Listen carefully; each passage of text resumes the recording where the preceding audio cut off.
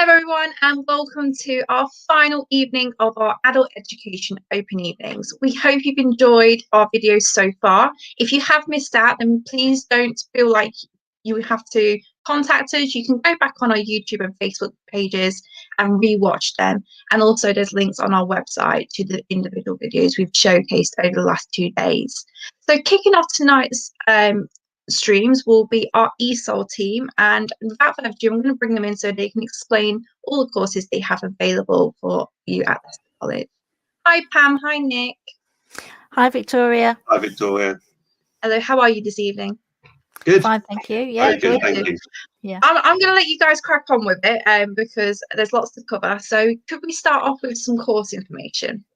Okay, so I'm going to start off by introducing myself. My name's Nick. I'm one of the program area managers for ESOL at Leicester College, and I'm here with my colleague Pam, who's a program area manager as well. We're going to talk a little bit about ESOL and what we can offer prospective students. ESOL is for English for speakers of other languages. So if English isn't your first language, if you're a second language speaker, and you want to learn or improve your English level, we can help you with that. We're one of the largest ESOL providers in the country. We're huge. We have 5 managers, over 70 teachers working for us, and in a year we have about 3,000 students. So we are very big. And because we're so big, it means that we can be incredibly flexible as well. So we can offer lots of different things to lots of different people. We have classes, we teach at the main campuses. So we teach at Abbey Park campus, we teach at Freeman's Park campus, we teach at St Margaret's campus. We also teach in the community as well. We have a big area base in the Highfields community, which Pam manages. We have the Ross Walk Centre in Belgrave. We have the Leighton Training Centre in Humberston, and we also teach at the City Skills Centre as well. So we cover the entire city. You don't need to come to a main site campus to study ESOL. You can teach. You can study in the community as well. And we teach all levels from what we call pre-entry, which is beginners. So if you have no English or very little English, we can help you with that. And we go through all the levels right up to level 2. So everything in between. And we teach GCSE at level 2 as well. We do classes, a lot of classes with reading, with writing, with speaking and listening. We mainly offer part-time classes. Pam will talk a little bit about the full-time classes that we offer, but our part-time provision, again, because we're so big, we can offer classes at different times of the day. We have morning classes, afternoon classes, evening classes. We teach on Saturday mornings as well. Some classes are twice a week, sometimes they're 3 times a week. And also some of our evening classes are once a week as well. So there's lots of different classes that you can join. And we can fit in around people's, if people have work commitments or childcare responsibilities, there's usually a class that we can fit around that. And I think Pam's now going to talk a little bit more about the full-time provision. Yeah. Hi. Thank you. We do a full-time provision of vocational programs for health and social care, business administration, and also childcare. So we do a level 1 and a level 2 in health and social care, a level 2 in childcare, and a level 1 business administration. The courses, on the courses, you would actually do English as well as alongside a vocational qualification in the areas that I said. So you can develop skills to work in the care sector, or if you want to go into business administration. While you're on those courses, you would also do your English. As Nick said, we actually deliver English classes for speakers of other languages, So you can do your reading and writing, speaking and listening at the appropriate level for you, while you are on a full-time program for working in care or actually in business administration. We also do some short part-time vocational programs, beauty skills, driving, health and safety, first aid, sewing. We have a wide range of courses that we can offer. Some of these will be online. Some of them would be practical courses where you would come into the college once we're over the COVID. To join our courses, it's an online enrolment, as with all the programs at the college. So you would apply online under the area that you want to study. We do initial assessments once that you join the college, once you've done your enrolment. And throughout the course, you'll do a diagnostic, formative assessments, and a summative assessment at the end, which would be accumulating into the exams. We use City and Guilds for our English qualifications, and we also do functional skills for English, ICT and maths. From our ESOL courses, where you've done your English qualifications, you can actually move on to other areas of the college. So any of the other areas which you've been learning about through these online virtual open days, you could move into the areas of work as well. But within ESOL, we would help you with your choices and where you would want to go, where your progression route is. We're here to help you access your goals and achievements of where you want to be in your life. Our classes at the moment are online, as you know, with COVID. And we are also developing some online courses. So in the future, there will be some online short courses for people to join up to. Shortly, we're hoping to be returning on site for our classes, but that's to be confirmed with how which way that's going to go. But we are working still with all our learners, doing online classes, or our teachers are working with the students doing blended learning. So there's still the opportunity to join our classes, even in the pandemic. Okay, so over to Nick now, who's going to talk about OET and IELTS. Thanks, Pam. I mean, we teach English with the ESOL department, but we also test English as well. And we are an IELTS test centre and we are an OET test centre. We're the only test centres in Leicester. For IELTS, if you're applying to university and you need to evidence your level of English, an IELTS test will do that for you. If you want to work in the health sector, an IELTS test will also prove your level of English to get you registered with the NMC or the GMC. For OET, is the Occupational English Test, which again is recognised by the GMC and the NMC, and it will evidence your ability in English, and it will help with your registration for that as well. The tests that we run them on Saturdays, and you're tested on reading, writing, listening, and speaking. They're whole day tests, and you will get the results 13 days after you've taken the test. And you can then, when you have the certificate, you can then use that as evidence when applying for university or for jobs as well. In addition to doing the testing for IELTS and OET, we also do preparation classes as well. So if you want to, practice the technique for these tests, because you need to have a reasonable level of English, but a lot of it is about technique as well and practicing for these tests, because they're very specific language tests, and we can help with that. We have on-site preparation classes, but there's also online preparation classes for OET. Okay, and I think that's all we were going to talk about, Victoria.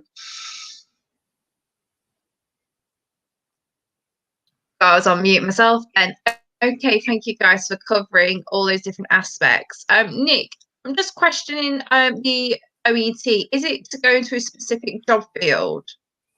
OET, it's the occupational English test, so it is for healthcare workers.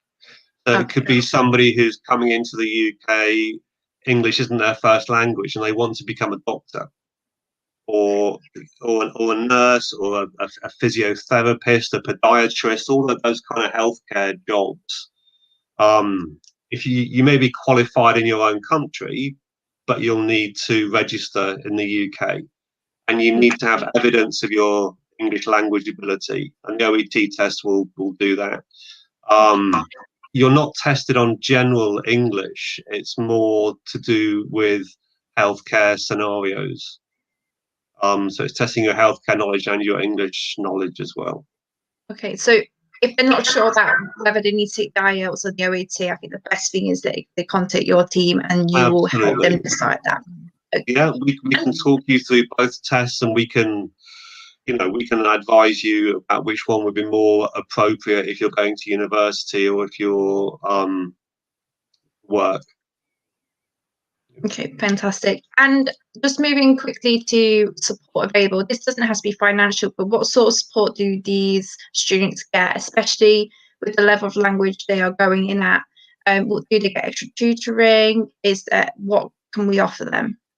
I mean, we're very experienced in dealing with second language speakers. You know, from the lowest level to the highest level. A lot of us are, have done this for a long time, and we're all qualified to teach English as second language speakers. So there's an awful lot of support in the classroom from the teachers, because that's what we do.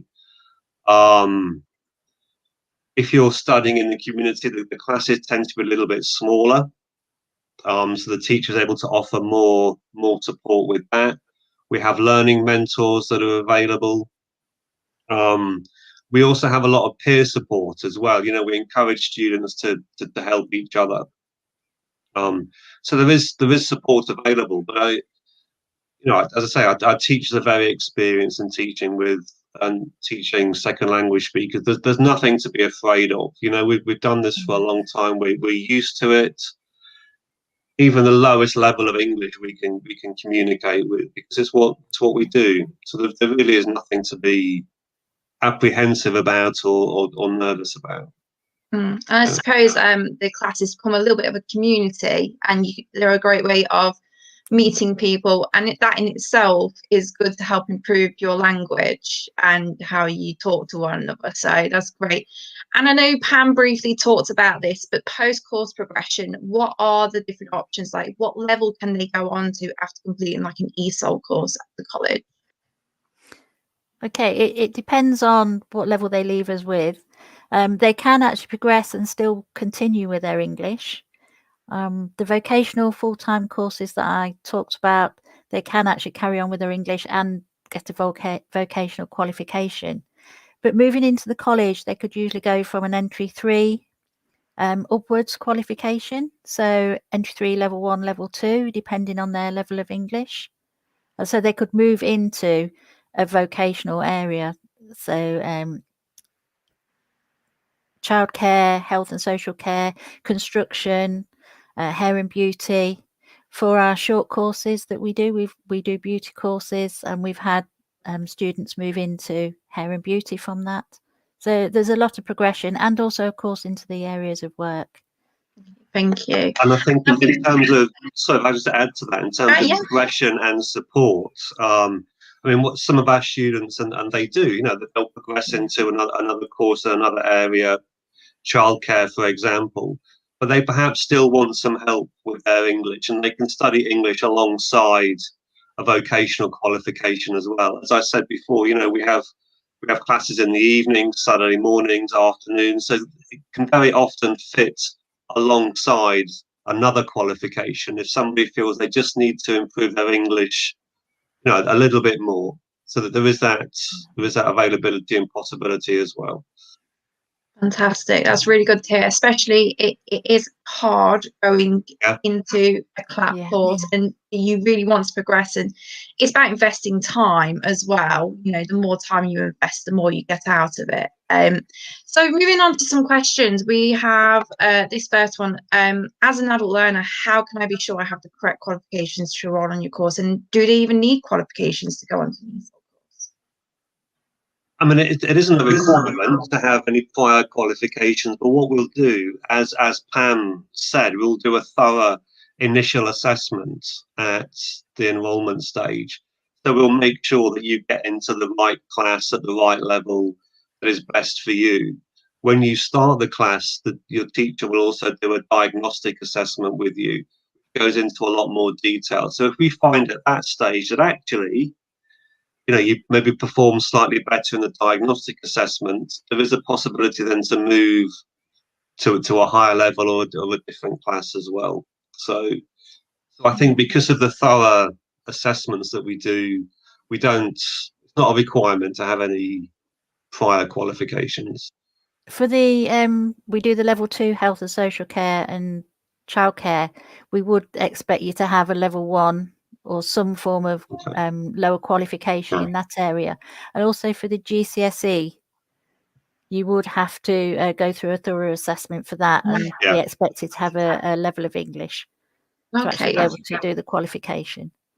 So if they're not sure, I think we also need to remind people that might be viewing this or looking to apply that there's always a starting point at Leicester College. There's always a level you can go in at. Absolutely. And make a phone call and somebody can talk you through that process of applying and levels and assessments and things. Wonderful. And our admin staff are very experienced as well at taking calls from students with inquiries, and they know where to signpost if they don't know the answers. At the end of the session, what I'll do is I'll put the website up and you can find all the contact details on there as well. Moving on to the next one. We have a scenario where a student is worried about returning to education. Can you just give us an example or some feedback on what your previous adults learners experience has been with you guys? We have learners that come to us and then they leave us so pleased that they've come to us because their confidence is built as well while they've been on the course. It's not just their English level, their confidence builds as while they're with us. We've had students that start at re-entry and they go on to moving into the college and then into employment, and we've got some really good success stories. So don't be frightened, as Nick said, about joining us. Our learners enjoy their experience with us very much so, and their confidence just soars because of the staff that we've got that are experienced with supporting. And we can look at any barriers that anybody's got. We will help with that. I mean, I think to add to that, one of the best parts of my job actually is walking around the city centre, because I do a lot of walking. And people will stop me and they'll tell me and they'll remind me of the fact that they came to Leicester College, they started in ESOL classes. I quite often get told that I was their teacher, and they'll tell me what they're doing now. And there's some amazing stories of people, as Pam said, who progressed through, gone to university, doing all kinds of careers. And are so grateful for that opportunity, for that start that they had in ESOL that allowed them to progress onto other things. And it's amazing, and it happens a lot. It happens a lot. You hear stories from people from a few years ago, students of ours. It's amazing. So please don't be afraid. We'll look after you. We'll use the word access. ESOL is the access to the college, to work, to building your confidence. And I can vouch for that, actually. Obviously, we've not been able to host the Adult Student Awards for quite some time now, but I remember it was one of the first events I organised when I started Leicester College, and one of our ESOL young ladies, she won the award, and it was amazing to hear her story and her perseverance. And I guarantee you, if we go in contact with her now, she's going even further, and she's still learning. And it starts, as Pam said, access with the ESOL course. And I still remember that speech to this day. So that actually is a blog on our website, guys. So if you have got some time, do scroll back and have a read and read her stories. I'm sure you'll be inspired. Yeah, we And had so, we had a learner No. who was 100 years old. Oh wow. Yeah, Yeah. she got the Learners Award as well. Yeah, a That's few years ago. fantastic, that is. Yeah. Wow, it just goes to prove that you're never too old to learn. No. Never too Yeah. old. It's a lifelong journey, it is. Yeah. So following that, obviously I think this is an easy one for Nick to answer following the OET, but what can you offer me as an adult learner that other colleges and online courses cannot? I mean, I think we can offer IELTS and OET as well, but I think that because we're so big, we can be incredibly flexible, and we have a lot. Our offer is huge in terms of times and days and the types of courses that you can do. There will be something that can fit in around what your availability is, and I think that makes us unique. Yeah. Pam talked about access, giving people access, but we're also accessible, I think, and we plan our program to make it accessible. Yeah. Wonderful, thank you. And just one final question for today. Does the course have one starting point of the year, or is it ran throughout the year? Because if someone missed it, can they still join? Yes, they can. For our part-time programs, yes, we're roll on, roll off, so people can join throughout the year. We're taking enrolments all the time. For our longer, the vocational programs, there needs to be a cut-off point for doing the assignments and things. But for our main ESOL classes, it's roll on, roll off, and joining throughout the year. Okay, and what is it like for IELTS and OET, Nick? The preparation classes run 3 times a year, so the next one will be starting after Easter. The actual testing themselves, they run every month, twice a month, so you can just book on to one of those. Okay, that's wonderful, guys. Thank you so much. That was a really informative, quick 20 minutes, but we've got so much information out of you. So if you are interested in an ESOL course or doing IELTS or OET, then please do visit our website, leicestercollege.ac.uk. You can also get the contact information for the ESOL department on there as well if you have any questions. But for today, I'm going to leave you with a video from our Abbey Park campus, which some of our courses take place at.